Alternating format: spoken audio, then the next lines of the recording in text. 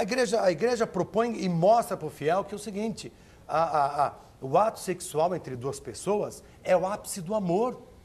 O ápice do amor. Então, o ápice do amor vai se dar justamente nesse ato. Quando homem e mulher, aí entramos na lei natural, homem e mulher se unem. Né? E aí entramos também na questão religiosa, já lá no Antigo Testamento, o homem deixará a sua mãe, unir-se-á a sua mulher, e os dois serão uma só carne. Agora, quando você perde isso, aí torna-se a coisa desenfreada. E é o que está acontecendo com a sociedade, não é Brasil, não. Isso é a sociedade global. Então, viver o prazer pelo prazer e vamos. Por que a molecada está nessa? Ontem eu peguei 15 na balada. Eu peguei 30. Padre, mas agora a gente tem uma nova... não estou dizendo que isso faça com que precise de uma mudança, de uma liberdade geral, mas agora a gente tem a formação de novas famílias, como o Luiz Fernando e o Jason, por exemplo. É uma nova realidade do nosso país e a gente tem que aprender a conviver com ela e respeitar essa diferença. A igreja não A igreja respeita. Isso, a igreja não desrespeita. A igreja, moralmente e por aquilo que ela prega, instituição familiar é homem e mulher. Entendi. Certo. Isso pelo princípio da lei natural e isso pelo princípio de fé. Isso.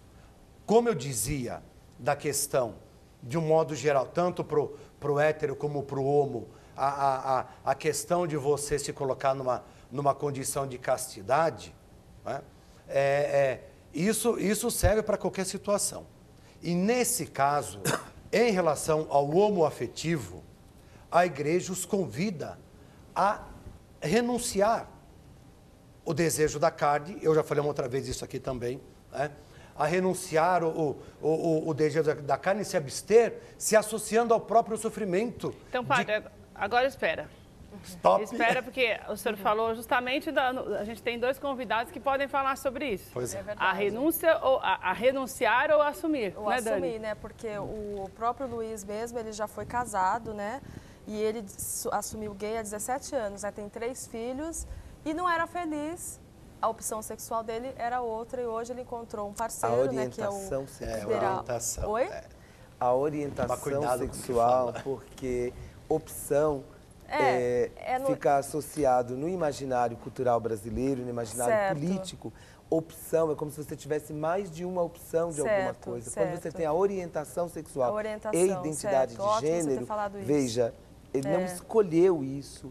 Assim, eu posso escolher homem ou mulher? Não, mas, mas antes ele tinha optado, ele assumiu agora. Mas, por exemplo, antes ele casou, não era a opção dele. E ele optou por um momento de ter 3 filhos, uma família. Por tentar ter a família tradicional. Teve uma opção antes. E agora ele está com outra visão. Ele assumiu que era uma coisa que ele tinha guardado dentro dele e ele não assumiu e escolheu outra opção.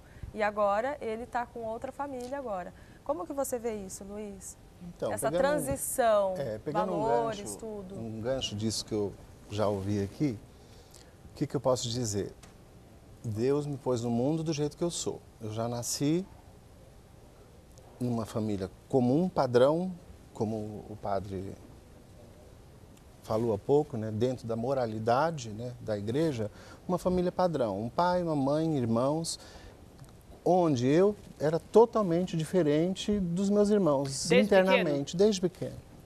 Então, no momento em que eu decidi me casar, eu não me casei por mim, eu me casei pela igreja, eu me casei pelos meus pais, eu me casei pela minha família, talvez por imaturidade da minha parte. Não tive coragem nem nenhum outro motivo para que eu pudesse reagir ou brigar. No desenrolar das coisas, tendo essa família padrão, dentro da moralidade, como eu ouvi do padre, eu até me senti um pouco atingido, porque eu não me sinto imoral por morarmos juntos e termos uma família constituída, porque a minha vida dentro da sociedade é igual a sua, de qualquer um que está aqui presente. Porque nós temos família que nos apoiam, tanto a família dele quanto a minha estão do nosso lado. Temos apoio de pai, mãe, irmãos, filhos, no meu caso, filhos, sobrinhos, enfim, infinidade de pessoas que nos dão apoio para que essa... 3 filhos, né? Sim, para que essa relação seja sempre saudável, né? Exatamente. Então, eu não tenho uma relação ruim, eu tenho uma ótima relação com ele e com as pessoas que estão à nossa volta, principalmente os meus filhos. Então, o que passava pela minha cabeça no momento em que eu decidi enfrentar tudo isso para tentar ser feliz, porque eu não era feliz, eu não sendo feliz, é evidente que a minha esposa, na época, também não era feliz. E, por consequência, nós tínhamos 3 filhos infelizes. Quanto tempo você ficou casado, Luiz? 13 anos. 13 anos? 13 anos. E você nunca teve um relacionamento anterior com outra pessoa? Não, assim? Eu fui ter o meu primeiro contato homossexual após o rompimento da minha relação, do meu casamento. Então, assim, eu vivi uma relação... Mas antes de você casar, você sentia isso, esse sim, desejo? Sim, eu simplesmente não deixei... Anulou. Exatamente, eu tentei fazer isso que o padre disse, a gente tem que se anular. Então, assim, eu anulei e tentei ser o que a sociedade esperava, né? E hoje, o que eu posso mostrar para a sociedade é que, independente do meu desejo sexual, estar relacionado a uma pessoa do mesmo sexo, eu tenho uma vida comum, feliz, prazerosa, muitas pessoas à nossa volta. Juntos nós temos um salão de beleza, onde temos uma infinidade de clientes que conhecem a nossa relação e com certeza estão assistindo ao programa, porque eu fiz questão de avisar as pessoas que estão à nossa volta para que pudessem estar assistindo, porque realmente são pessoas que torcem por nós e estão sempre do nosso lado. Em qualquer momento de dificuldades, seja ela de qualquer tipo, nós sempre temos a nossa família ao nosso lado. Luiz, esse período de 13 anos, assim, porque, querendo ou não, é muito tempo, assim, né? Como que você viveu esse tempo? Porque você sentia que não era isso que você queria, mas você fez pela aquela coisa da família, pelo amor... Pela formação, pela obrigação. Tal. Mas como que foi essa transição, assim, nesse período de 13 anos? Quando você percebeu, assim, que você fala, não é isso? Porque eu olhava para os meus filhos e eu não via meus filhos felizes. Você não via seus filhos felizes? Foi isso que te deu coragem, então, para tomar uma decisão? Porque eu acho que criar coragem para mudar uma situação como essa é a parte mais difícil, não é, Luiz? Sim. Então, assim, quando a minha filha nasceu, eu via 2 meninos já relativamente grandes, né? Porque quando ela nasceu, um dos meninos tinha 4 anos, o outro 6. E eu não enxergava crianças plenamente felizes. Sim. Tínhamos momentos felizes, né? Mas ao passo que eu e a minha ex-mulher não vivíamos bem, numa discussão diária, eterna, onde praticamente nós nos aturávamos, é evidente que isso refletia nas crianças, nas atitudes deles, em como as coisas aconteciam. E quando ela nasceu, que eu peguei ela no braço, a primeira vez que eu pus ela nos meus braços, eu senti que eu não podia fazer isso com ela. Foi o nascimento da Samara que te deu coragem para tomar uma decisão. Você já sabia o que você queria, mas eu acho que até por conta do preconceito que existe, e a gente sabe que existe mesmo, né? Até hoje existe. Eu venho de uma geração que foi violentamente reprimida, né? Em todos os sentidos. Mas você sabe que deve ser muito bom quando os filhos apoiam, né? Sim, então, só que aí vem uma outra coisa que vem de encontro, que é o quê? Postura, atitudes, né? Eu sempre me preocupei com os meus filhos, eu sempre me preocupei o que eu vou mostrar. Eu não posso mostrar para os meus filhos uma coisa que seja ruim e eu mostrar que é natural. Então, as coisas não funcionou como um oba-oba, sabe? Eu acho que assim, a gente tem que mostrar de alguma forma concreta, né? Porém, não vamos mostrar bobagens. Então, eu me preocupei em não envergonhar os meus filhos, eu me preocupei em ter posturas íntegras e corretas, porque, como eu vi muitas vezes da minha mãe, um exemplo vale mais que 1000 palavras quando a gente tem filhos. E com certeza seu pai é um bom exemplo, não é, Samara? Bom dia. Bom dia, Samara. Bom dia, bom dia. Com certeza. Samara, você está vendo seu pai que ele está super emocionado, né? Porque ele falou que o momento que ele te pegou, quando você nasceu. Como que é essa relação, assim?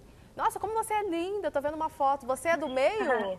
Essa Obrigada. do meio? Como você é Nossa, linda. linda Como mesmo, Luiz, você fez uma filha linda. Que menina linda. Obrigada. Meu pai sempre se emociona quando fala. Ai, que linda. Conta um pouquinho a sua relação com seu pai, o Luiz. Então, a gente sempre se deu muito bem, né? Meu pai sempre foi um exemplo para mim e para meus irmãos também. Ele sempre mostrou pra gente, mesmo por opção, meu pai nunca deixou a gente, assim, à mercê, entendeu? Sempre fez pra gente ter o melhor exemplo possível. Eu tenho orgulho do meu pai, com certeza.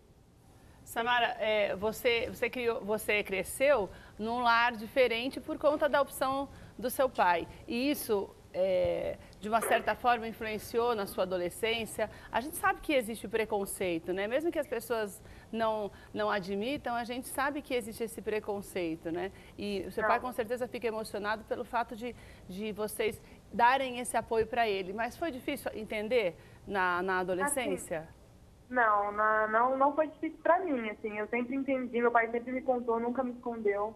Eu nunca tive nenhum preconceito, nenhuma forma, nem meus irmãos mesmo tiveram preconceito, a gente sempre entendeu muito bem. Com certeza difícil para estar, né, passando para os outros, para as outras pessoas, até porque na idade, 15 anos, por exemplo, é muito complicado de entender. Mas eu sempre contava a situação do meu pai para os mais íntimos, nunca fiquei também falando para todo mundo, eu sempre fui mais próximo. Mas mesmo assim, não tem nenhum preconceito e ninguém nunca me discriminou por causa disso também.